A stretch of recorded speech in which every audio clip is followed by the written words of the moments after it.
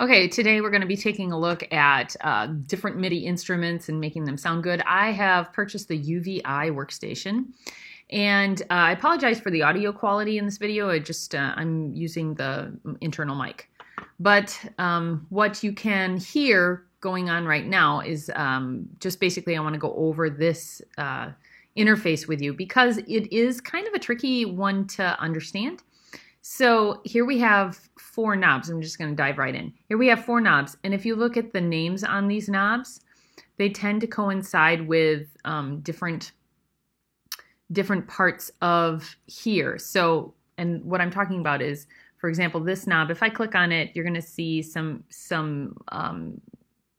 different parts of this screen in other places for it. So there's LFO1.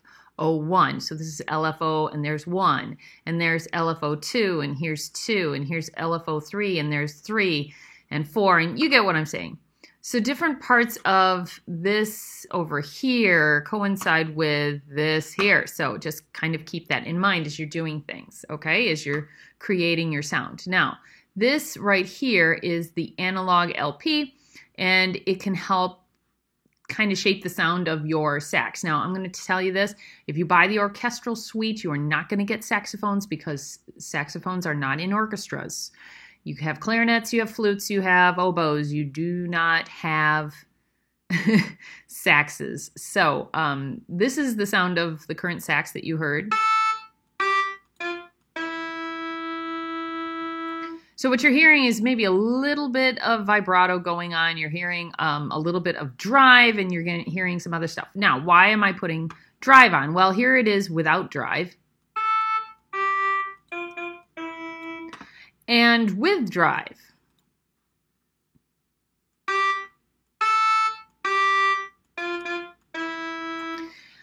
The whole reason for having drive is, you know, when a saxophone player, it's a wind instrument. So when they initially play the instrument, there is that little bit of gust of wind, and it makes that kind of honky sound.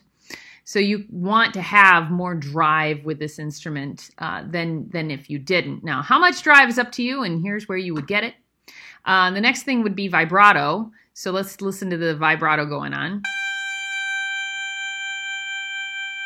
It's pretty fast moving. And if we look over here to where the vibrato that's currently on here going, we have it set up for triangle. We have it at a pretty fast rate. I can change the rate.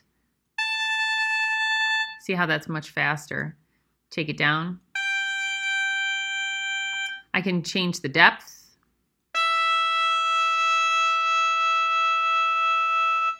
It takes a bit for you to hear it. So if I turn it up, the depth, and over here you can see as it's playing how much vibrato you're getting.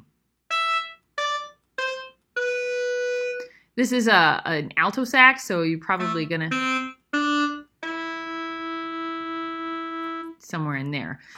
Of course, it's not going to sound exactly like an alto sax. It is more of a background instrument, and it is a MIDI instrument. So we can get into how to make it sound a little more realistic in a later episode. But for right now, because that all has to do with the MIDI controllers and things like that. For right now, we're just shaping our sound. Right here we have it as monophonic. Why do we have it as monophonic? Because if I unclick this, it's going to, I can play more than one note at a time, and currently I don't have any keyboard hooked up to the computer so that you can hear it. But trust me, if this is clicked, you can only play one instrument at a time. Also, here is how much glide you're going to get if you're going to be scooping from note to note. If you've got overlapping notes, it's going to scoop up and scoop down. Right here is where you're going to shape your glide. Right now it's set to a velocity curve. You can have it be max, which is more of the volume.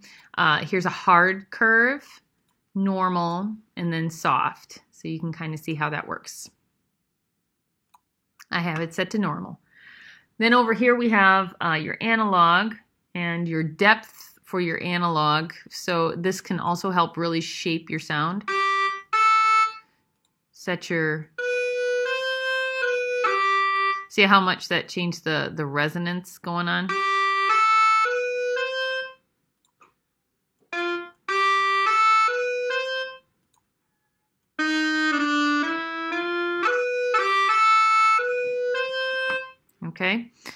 Here we have our filter. This is attack, decay, I'm trying to remember reverb, and cannot think of what it is, but it's on the sheet that is on my on the blog. So I'm not gonna, make it so you guys don't have this information. And let's see here, and the same thing over here. So this is our amplitude, our filter.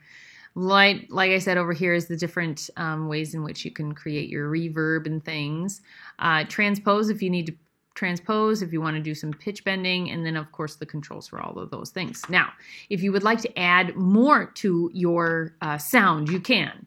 And what you're going to do is come up here to where it says FX. So currently we're in this little area, then we're going to click FX. So we have a simple reverb going on here, and then an EQ. If we want more, we're going to click on Add Effects. And we have all kinds of stuff. More drive if you need more drive. Dynamics, and miscellaneous stuff. So you can really change how things sound. If you would like, you can even make it, sound like a robot. I don't think that's what I'm looking for. I'm looking for it sounding as realistic as possible, people. Help! So, and then when you're all finished, you may find that now your instrument has spiked in its volume because you've changed some things. So as I play this, I'll back it up, I noticed right away that my sound for my alto sax had really pumped up. So.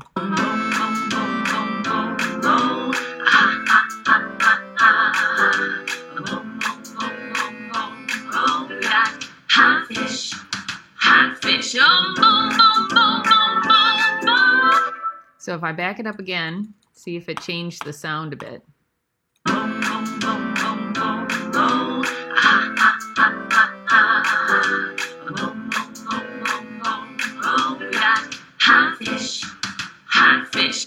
Okay, so just a different sound. I have put up the song that you're listening to on YouTube, so if you're interested in listening to the whole thing, please go check it out. It's called Hot Fish by Amy Carrillo, and I hope that you guys enjoy playing around. We will take a look at how to really play in depth with MIDI instruments in the next video.